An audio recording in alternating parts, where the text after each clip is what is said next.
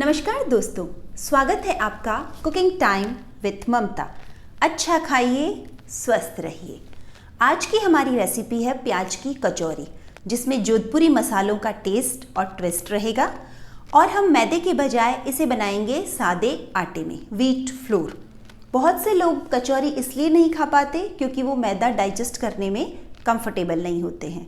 तो हम बनाएंगे आटे की कचौरी विथ जोधपुरी ट्विस्ट। हमें चाहिए 4 बड़े प्याज बारीक कटे हुए, 3 मीडियम साइज़ के आलू उबले हुए, 2 हरी मिर्च, थोड़ा सा हरा धनिया, 2 इंच अदरक का टुकड़ा, जीरा 1 चम्मच, सौंफ 1 चम्मच और साबुत धनिया, 2 कटोरी गेहूं का आटा, आधी कटोरी मैदा, 3 चम्मच बेसन, आधी चम्मच गरम मसाला, अमचूर पाउडर 1 चम्मच,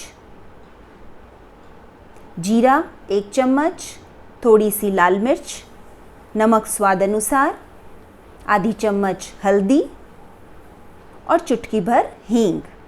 तलने के लिए रिफाइंड ऑयल। सबसे पहले एक बड़े बाउल में हम लेंगे गेहूं का आटा, जिसे मैंने छान लिया। अब इसमें मैं आधी कटोरी मैदा मिला रही हूँ। ये ऑप्शनल है, अगर आप चाहें तो मिलाएं, वरना ना भी मिलाएं। अब 1 चम्मच के लगभग नमक और थोड़ी सी अजवाइन। अजवाइन को हाथ में लेकर हम हाथों से पीस के क्रश करके इसे डाल रहे हैं, ताकि इसकी फ्रेग्रेंस, इसकी महक बहुत अच्छी आए। अब देंगे हम इसमें तेल का मोयन। लगभग 3 से 4 चम्मच हमें मोयन देना है। अब हाथ से हम इस तेल, मैदे, नमक और अजवाइन को आटे के साथ मिक्स कर देते हैं। आप अच्छे से इस तेल को पूरे आटे में मिक्स कर दीजिए, ताकि मोयन पूरे आटे में लग जाए। मोयन हम थोड़ा सा ज़्यादा डालते हैं ताकि हमारी कचौरियाँ बहुत क्रिस्पी तैयार हो। ये देखिए, सब कुछ आटे में मिल चुका है और हाथ से अच्छे से मिलाने के बाद आप अगर इस आटे की मुठियाँ बनाने की कोशिश करेंगे तो बन जाएगी। अब हम इसमें धीरे धीरे पानी मिलाएंगे। नॉर्मल टेम्परेचर का पानी डालिए थोड़ा सा और हाथ से इसे गूंद लीजिए। लगभग 3/4 कटोरी पानी से आपका ये आटा तैयार हो जाएगा। देखिए, ये इतना सॉफ्ट आटा बना है। अब हम इसे कुछ देर के लिए रख देते हैं, लगभग 15 मिनट। अब मैंने एक पैन लिया है, जिसमें मैंने जीरा, सौंफ और साबुत धनिया डाल दिया है। अब हम बिल्कुल कम आंच पर इन्हें हल्के से भून लेंगे। लगभग 7 से 8 मिनट आप इन्हें भूनकर करारा कर लीजिए, क्रिस्पी कर लीजिए। देखिए, भुनने के बाद इनका कलर हल्का सा चेंज हो गया है, तो यानी अब ये मसाले के लिए तैयार हो चुके हैं भुन के।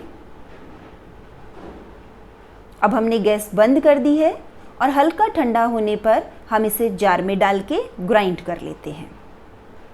ये लीजिए, हमारा कचौरी का मसाला ग्राइंड होकर तैयार है। थोड़ा दरदरा पीसेंगे।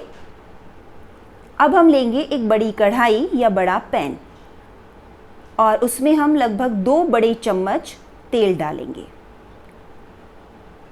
तेल गरम होने पर हम इसमें दरदरा पीसा हुआ हमारा मसाला डाल देंगे। लगभग 1 चम्मच मसाला मैं इसमें से बचा लूँगी। तेल में डाल के ये भुनने लगा है। जैसे ही मसाला भुनने लगा है, आंच कम है हमारी। अब हम इसमें मिलाते हैं कद्दूकस की हुई अदरक और कटी हुई हरी मिर्च। कम आंच पर दोनों को अच्छे से भून लेते हैं।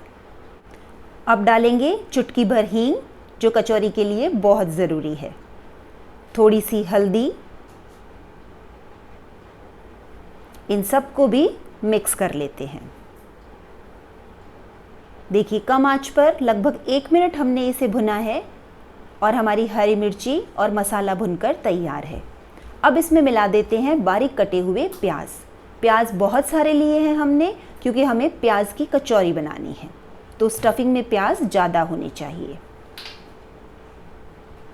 कम आंच पर बहुत अच्छे से इन प्याज को इस मसाले और तेल में मिक्स कर लेते हैं। आंच कम रखनी है ताकि हमारे प्याज जल ना जाए।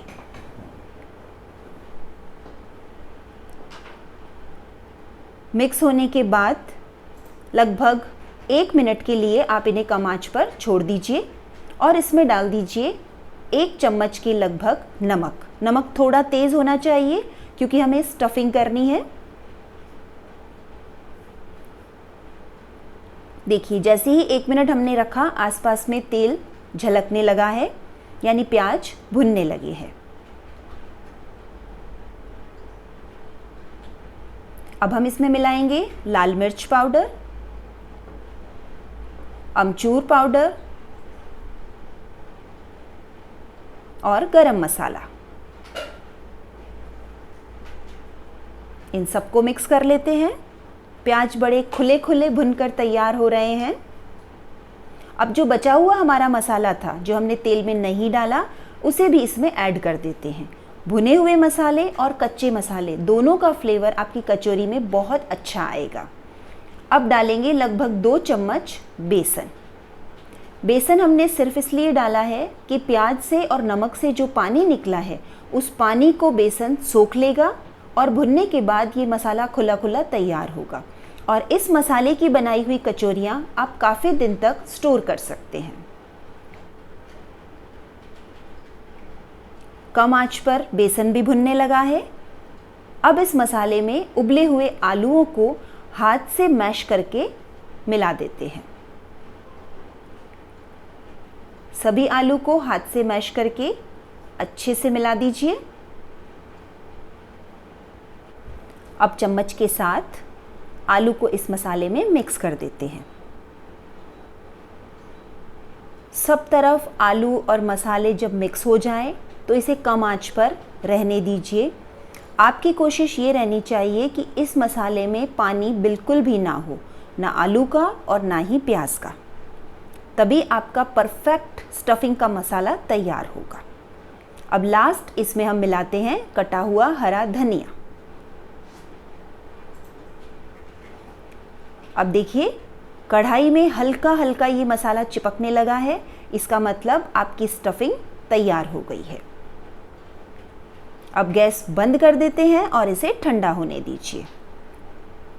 अब हम हमारा आटा चेक करते हैं, जिसे हमने 15 मिनट के लिए रख दिया था। ये और सॉफ्ट हो चुका है। इसे हाथ से फिर से अच्छे से मसल लेते हैं। कचौरी का आटा ना तो बहुत टाइट होना चाहिए ना बहुत ज़्यादा सॉफ्ट होना चाहिए। अब मैं इसके कुछ छोटे छोटे पीसेस कर लेती हूँ। आपकी इच्छा है, अगर आप बड़ी कचौरी बनाना चाहते हैं तो रोटी के बराबर आटा ले सकते हैं, छोटी कचौरी बनाना चाहते हैं तो कम आटा ले सकते हैं। मैंने सारे आटे के पेड़े बना दिए हैं। अब इस एक पेड़े को लेकर हम इसे हाथ से दबाएंगे और इसके किनारे को पतला करते चलेंगे और दोनों हाथों से और अंगूठे से दबाते हुए हम एक कटोरी की शेप में इस कचौरी की पूड़ी को तैयार कर लेंगे। और ये हाथ से होगी, किनारे पतले और बीच से ये आटा मोटा होना चाहिए। अब जो मसाला ठंडा हो गया है उसे मैंने पेड़ा बनाकर इसके बीच में रख दिया है। अब देखिए इस पेड़े को थोड़ा सा दबाया मसाले को और दोनों हाथों और अंगूठे के साथ मैंने साइड में सलवट देते हुए इस पूरी कचौरी को पैक कर दिया है। इस तरह से पैक किया है कि अंदर से मसाला बिल्कुल भी बाहर नज़र नहीं आना चाहिए और जो एक्स्ट्रा आटा है उसे हटा दिया। अब आप दोनों हाथ से हल्के से हर तरफ से इस पेड़े को दबा दीजिए। अगर आप हल्के हाथ से दबाएंगे तो अंदर जो एयर है वो आपको महसूस भी होगी और जब आप इस कचौरी को डीप फ्राई करेंगे तो ये फूलकर कचौरी की शेप ले लेगी। मैं इसे बहुत हल्के हाथ से सब तरफ से फैला रही हूँ जिस साइज़ की हमें कचौरियाँ चाहिए। और ये स्टफिंग तैयार है। ये मैंने सारी कचौरियाँ बना ली है। अब हम एक चौड़ी कढ़ाई में तेल गरम करते हैं। तेल लगभग मैंने 1 से 1.5 इंच तक लिया है ताकि कचौरियाँ डीप फ्राई हो। तेल गरम हो चुका है। तेल बहुत तेज़ गरम नहीं होना चाहिए। आप थोड़ा सा आटा डालकर तेल को चेक कर लीजिए। अब इन बनी हुई कचौरियों को कम आंच पर इस तेल में छोड़ दीजिए बहुत आहिस्ता से आप इन कचौरियों को कढ़ाई में छोड़ दीजिए। आंच कम रखनी है, तेज़ आंच करते ही आपकी कचौरियाँ ऊपर से जल जाएगी और अंदर से नहीं पकेगी। कचौरियाँ डालते ही बबल्स निकलने शुरू हो गए, मतलब आपका तेल परफेक्ट तैयार था, ना बहुत कम और ना बहुत ज़्यादा। अब कम आंच पे लगभग 5 से 7 मिनट एक साइड से कचौरियों को तलने दीजिए। एक साइड से तलने के बाद आप कचौरियों को पलट दीजिए। सारी कचौरियाँ धीरे धीरे पलट लेते हैं। आंच हमें कम ही रखनी है। कम से कम 15 से 20 मिनट आपको इन कचौरियों को तलने में लगेंगे। हल्का ब्राउनिश कलर आना चाहिए कचौरियों को तलते समय। बार बार छेड़ने की ज़रूरत नहीं है। स्टफिंग बहुत अच्छे से पैक है तो तेल में बिल्कुल भी मसाला नहीं निकलेगा। लगभग 15 से 20 मिनट बाद इन कचौरियों को दोबारा आप पलट के देख लीजिए। हर तरफ से कचौरियाँ सेम कलर में गोल्डन ब्राउन शेड में आ चुकी है, यानी आपकी कचौरी तलकर तैयार हो गई है। देखिए कैसी खनकती सी आवाज़ आती है कचौरी की, बिल्कुल कड़क। अब इन्हें हम एक टिश्यू पेपर पर निकाल लेते हैं और ये आपकी प्याज की स्टफिंग की आटे की कचौरी जोधपुरी स्वाद के साथ तैयार हो जाएगी।